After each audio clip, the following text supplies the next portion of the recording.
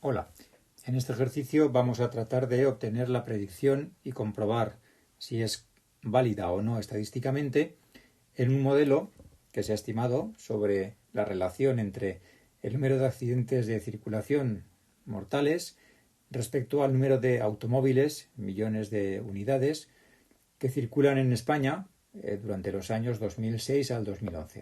¿De acuerdo? Entonces tenemos aquí los datos de las variables endógena y explicativa, y con estos datos se ha estimado este modelo. La y estimada es igual a menos 1296 más 125,55 por x sub y, y la desviación típica estimada del modelo pues 15,85. Entonces se nos dice que a principios de 2011 el gobierno hizo una campaña publicitaria para tratar de disminuir el número de accidentes de tráfico, y que a finales de ese año, 2012, pues el número total de accidentes que se contabilizaron fueron 300 y el parque automovilístico fue de 13,1 millones de coches. Entonces, con estos datos se nos pide en primer lugar que contrastemos la hipótesis nula de permanencia estructural al 5%. Bueno, la hipótesis nula de permanencia estructural se llama también o de estabilidad predictiva, se puede expresar también en términos del error de predicción, es decir, de la diferencia entre el valor real de la variable endógena en el periodo de predicción menos el valor que predice el modelo. Entonces, en términos medios, la esperanza matemática del error de predicción debe ser igual a 0 bajo esta hipótesis nula. Lo que estamos analizando aquí con este contraste de permanencia estructural es si el valor que predice el modelo está estadísticamente muy alejado o no del valor real observado por la variable endógena en ese periodo de predicción. Si el valor predicho está muy cerca del valor real, entonces será fácil que aceptemos la hipótesis nula de permanencia estructural. Y si está muy alejado, pues lógicamente diremos que el modelo se aleja del valor real de la variable endógena y rechazaremos la hipótesis de estabilidad predictiva o permanencia estructural.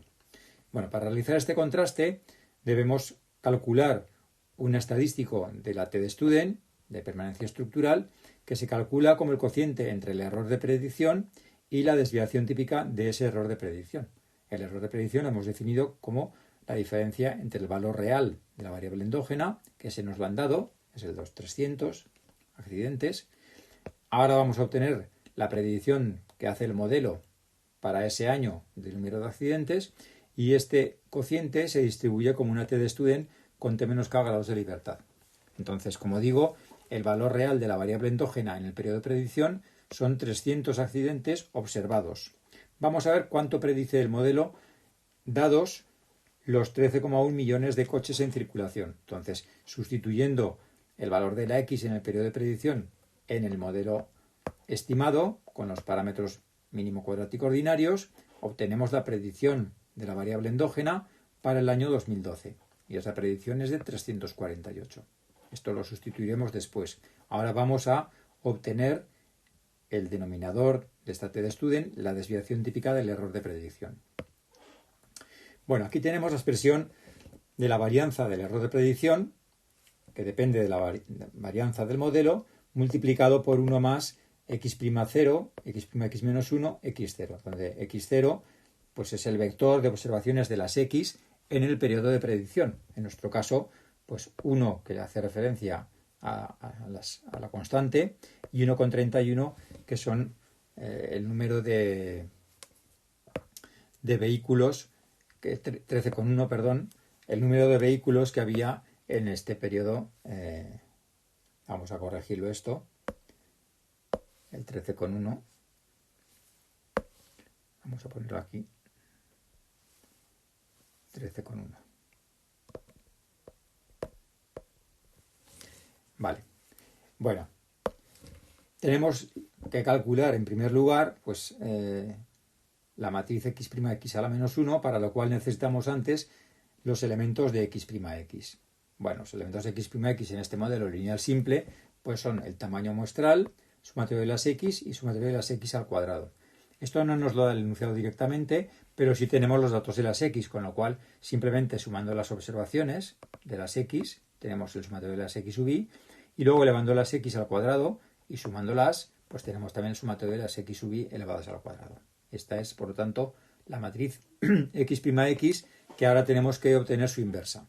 Para obtener la inversa, dividimos la matriz adjunta entre el determinante. Es decir, pues el determinante pues, es 3,17, la matriz adjunta pues cambiando de orden la diagonal principal y cambiando el signo de los elementos de fuera de la diagonal principal. Bueno, pues esta por lo tanto ya es la expresión de la matriz inversa de x'. Y ahora ya hacemos el producto de la traspuesta de x0 por x' menos 1 por x0. Entonces aquí tenemos el determinante en el denominador, 1 y 1,31, que son las observaciones 1 y 13,1. Aquí también hay que corregir esto. Aquí también. Y aquí también. Vamos a poner aquí 13,1. Aquí también 13,1. Y aquí 13,1. Los cálculos luego están bien hechos, ¿eh? Entonces, como digo, pues se trata simplemente de hacer la operación de este vector por esta matriz y por este vector. Pues entonces, primero aquí hemos multiplicado la matriz por el vector y nos sale este otro vector.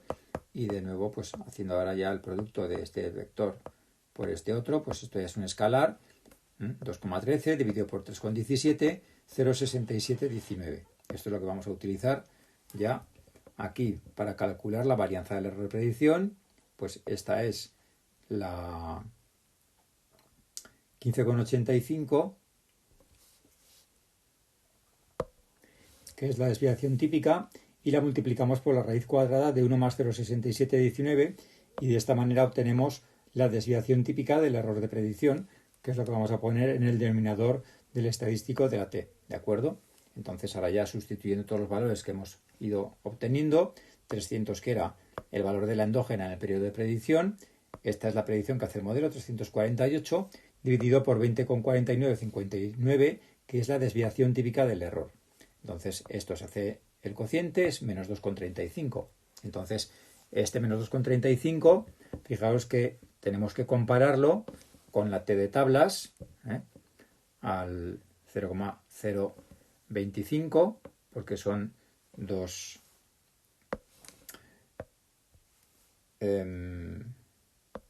lados lo que dejamos a derecha e izquierda. Aquí tenemos que poner 0,025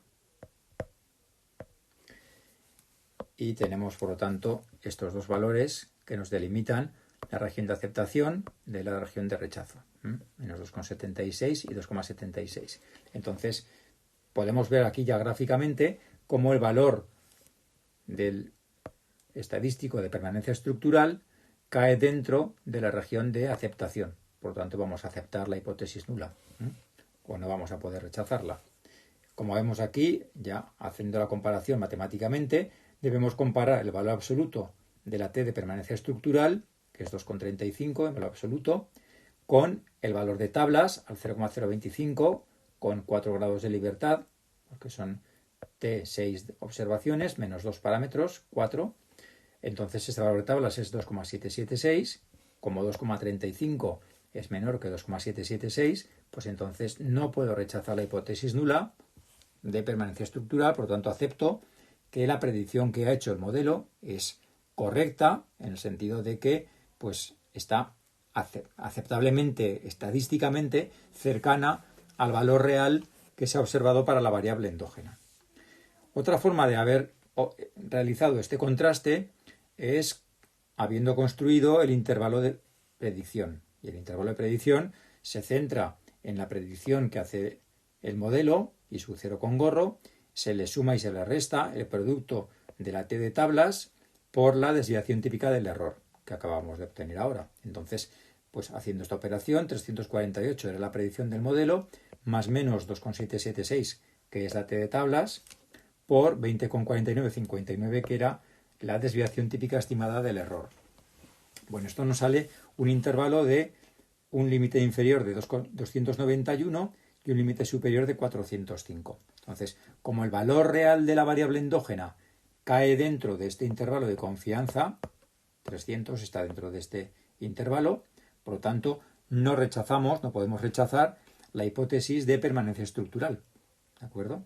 Fijaos que cualquier valor de la variable observada para el periodo de predicción que hubiera estado comprendido entre estos 291 y 405, o sea, un número de accidentes entre estas dos cifras, hubiera sido igual para no poder rechazar la hipótesis de permanencia estructural, o por lo menos aceptar, por lo tanto, la hipótesis de permanencia estructural. En segundo lugar, se nos plantea que, digamos, cómo podríamos haber hecho el contraste para valorar si la campaña de tráfico ha tenido éxito o no. Entonces, en este caso, claro, tenemos el número de accidentes que predice el modelo, que son 348, y entonces, ¿cuándo habrá tenido éxito la campaña? Pues si los accidentes realmente ocurridos, es decir, el valor real de I sub 0, que ha sido en este caso 300, pues es estadísticamente inferior a los que predice el modelo. ¿De acuerdo? Bien, esto en términos de un contraste de hipótesis, pues claro, implica plantear un contraste de una sola cola, porque estamos pidiendo pues una desigualdad, de manera que el error de predicción, es decir, la diferencia entre lo que ha ocurrido realmente y lo que predice el modelo, debe ser en este caso inferior a 0, para que el valor predicho sea mayor que el valor que ha ocurrido realmente. En este caso, por lo tanto, necesitamos plantear ese tipo de contraste de una cola, que sería la situación que nosotros desearíamos y aplicaríamos como que la campaña ha sido un éxito. ¿Qué ocurre? Pues que las hipótesis nulas de los contrastes no se pueden plantear en términos de desigualdad, porque los contrastes siempre debemos plantear un estadístico que hay que calcular con un número concreto, y luego ese número concreto pues siempre se mira si es igual a una hipótesis. Debemos plantear una hipótesis nula en la que algo sea igual a un valor que nosotros queremos contrastar. Pero entonces la hipótesis alternativa sí que se puede plantear en términos de desigualdad. En este caso plantearíamos la misma hipótesis que habíamos hecho antes, la hipótesis nula, en términos de que la esperanza del error sea igual a 0, pero la hipótesis alternativa la plantearíamos en términos de que la esperanza del error fuera menor que 0. En este caso es cuando querríamos estar para garantizar que la campaña de tráfico ha sido un éxito. Lo que pasa es que cuando planteamos esta hipótesis alternativa, eso nos condiciona la forma en la que tenemos que hacer el contraste, porque ahora el contraste, en lugar de tener dos colas, nos interesa que tenga solamente una cola de rechazo, ¿de acuerdo?